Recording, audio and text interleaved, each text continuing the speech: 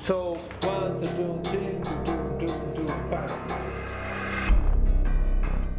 When I first read the script, I thought it was a good idea to think of the music as if it was coming from the environment.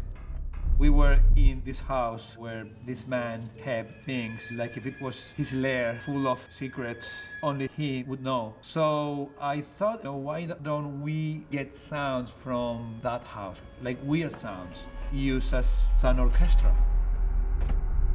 And what completely surprised me since day one when we started talking about what we're gonna do, we wanted to create something different. Found this guy in Tucson that basically created his own instruments. So he created the scariest sounds and most unsettling percussions.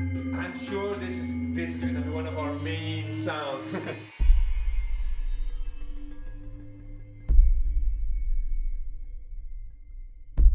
I think Rocky was right on spot by deciding not to go with a standard orchestra or like with electronic music, but going back to a very primal way of doing music, just by banging stuff, recording underwater and above water and with different materials and woods. And it was in a way, like he said it at some point, it was like the house singing.